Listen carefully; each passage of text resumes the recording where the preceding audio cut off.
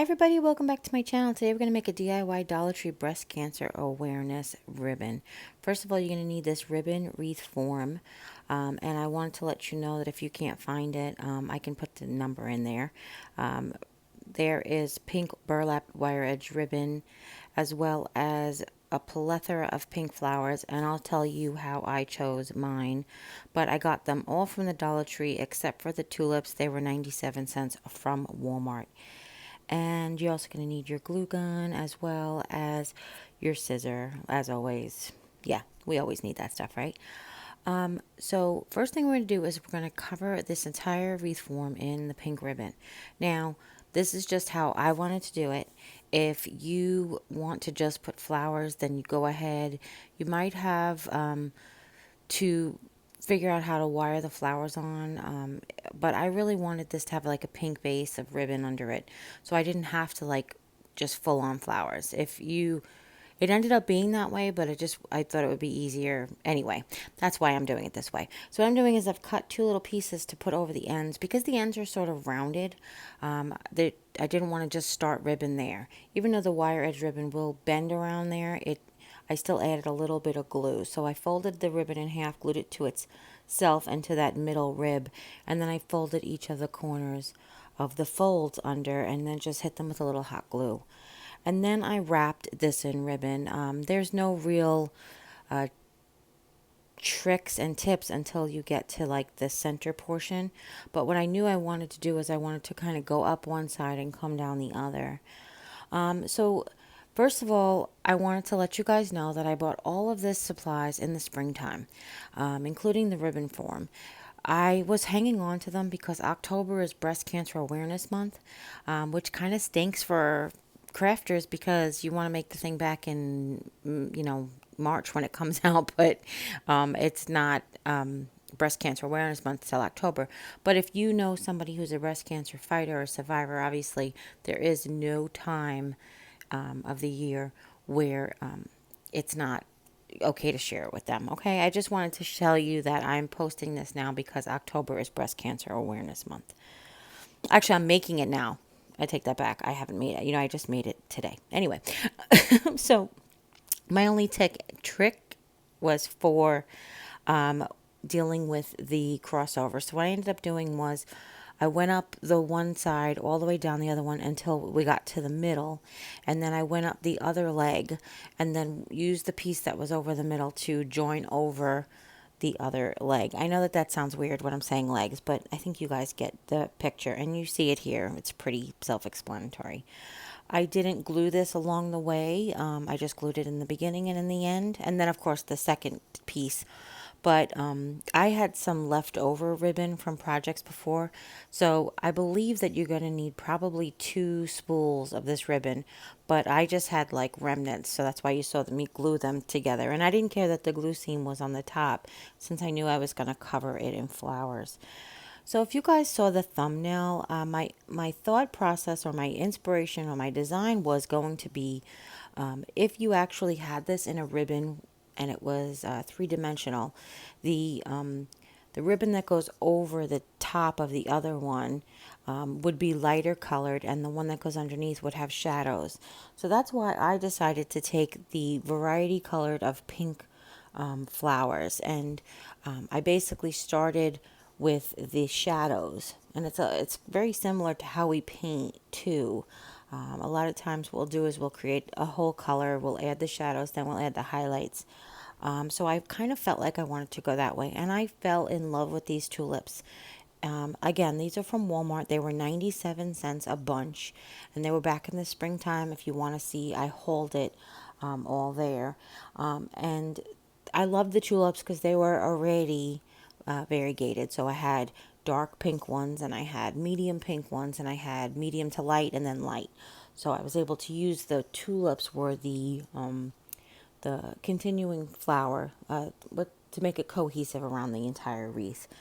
So like I said, I started off with what was going to be the underside, and for some reason my mind just was to go like left to right. Like, I don't know, that's just the way. You pick whatever way you want to go. But again, I started with the dark tulips, and I started with the ribbon that was going to be quote unquote underneath, and I put two dark tulips on the north side of it and two dark tulips on the south side of it, and then facing in the opposite directions too.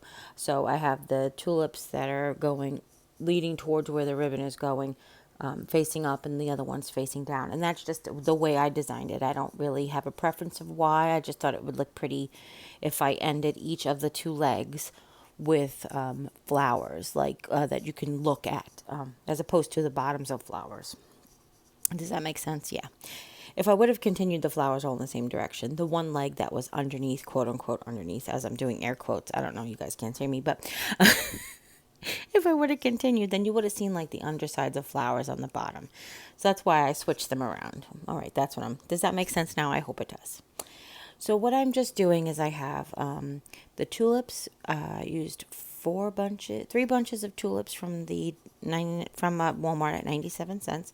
Then I used two different shades of pink roses from the Dollar Tree, as well as pink peonies, and I feel like there was and then pink carnations, which were actually white carnations with pink tips. And then I had a pink hydrangea bush. And then I had some really weird, I'm going to show you the picture when I get to it of the name of the flowers. I kind of like held the tag up to the camera so that you could see what they were called, because they have like a very unusual name for me.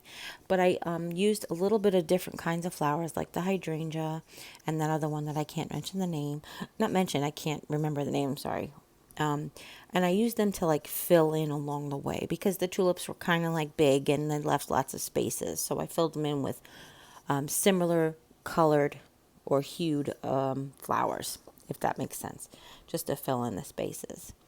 So again, my vision was always, since I found this ribbon, since I found these flowers, was to make a flowered wreath in this. This was my vision the whole time. That's why I purchased these particular flowers. I also picked up two sets of the lei, actually from the like summer stuff. There was just a lei that was just pink and white, like a light pink, and then there was a set which was dark pink and white, which was like a headband, a bracelet, and a lei.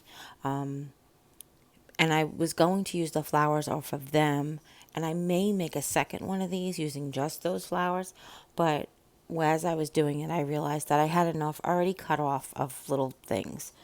If you've been around for a while, when we made headbands for Eden's bridal shower, we had lots of little pink flowers left over, so I had them all in a Ziploc bag, and I was able to use some of those as fillers, as well as some of the pink variegated hydrangea.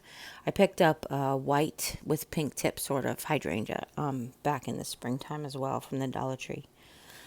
So now I'm just adding the flowers. Like I just said, it's that simple. I've just made sure that I'm going in the color sequential order. I'm trying to keep like the medium shades. So now I'm working on medium shades, working towards lighter shades.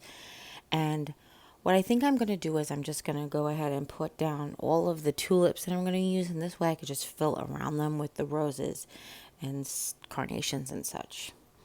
All right. Oh, and of course the peonies.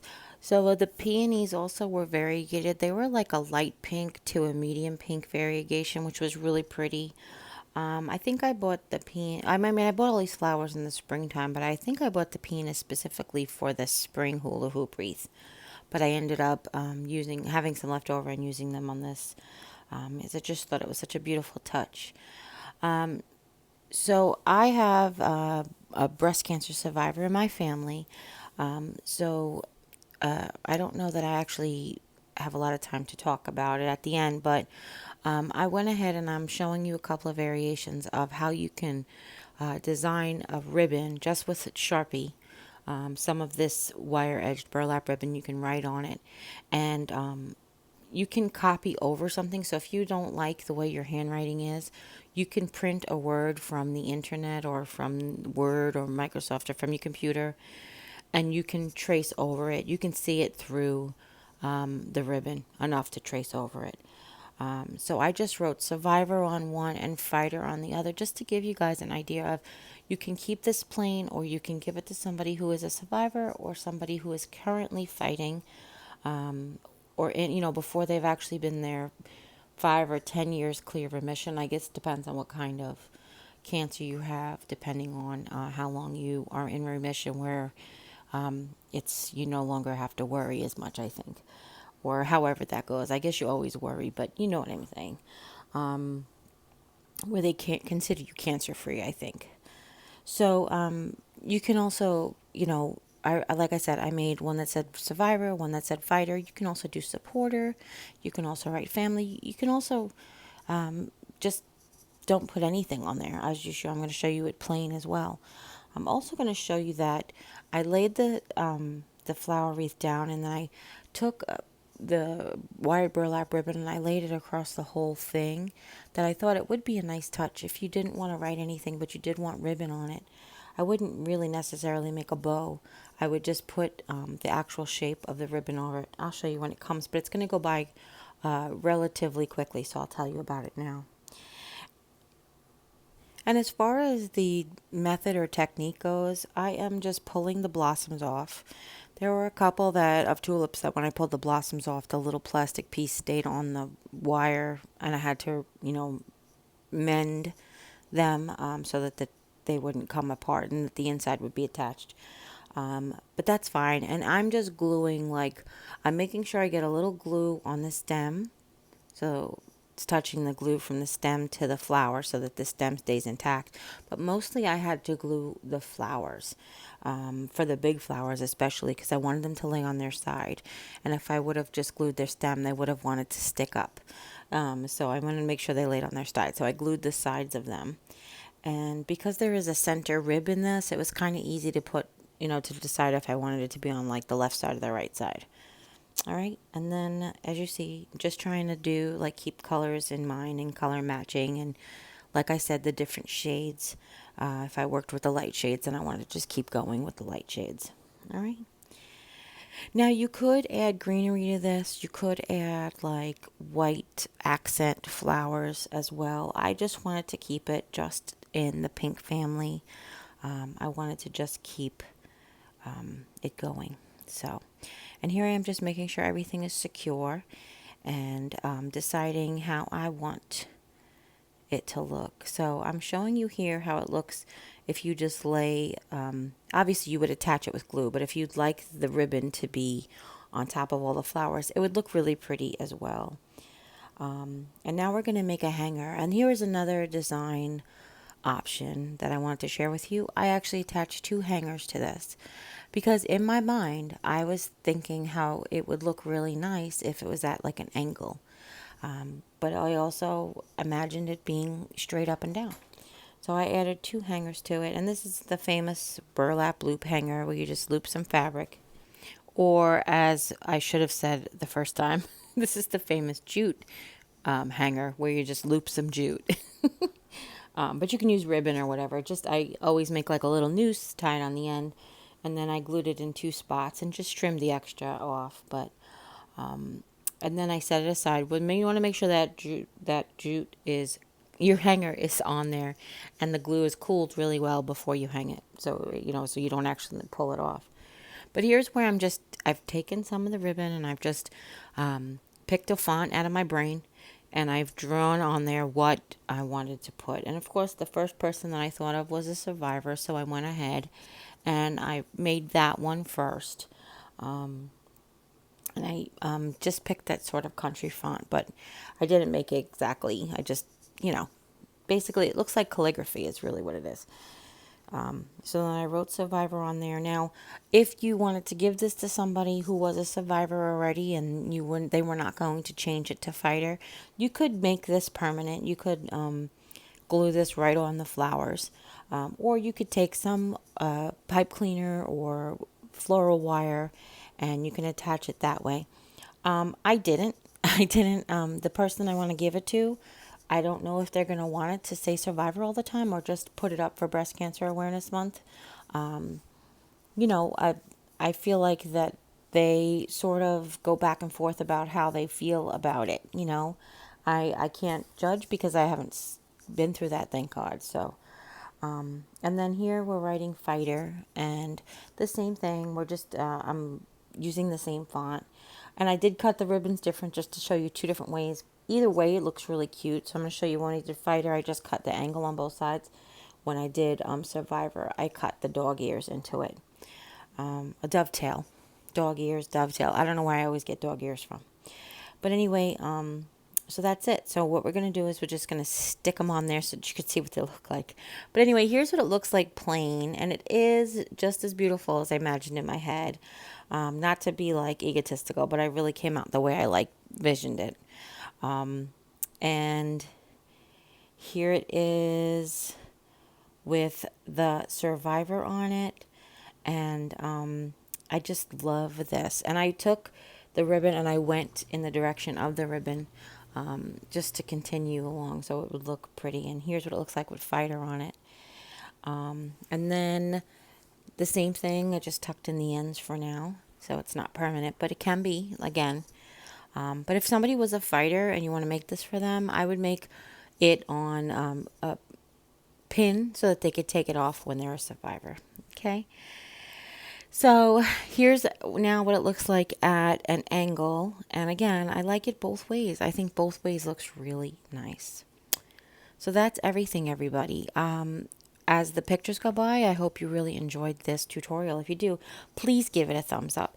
Share with friends and family, anybody you know who might be interested in making one of these or who is a survivor and just needs the love and know that we support them along their journey.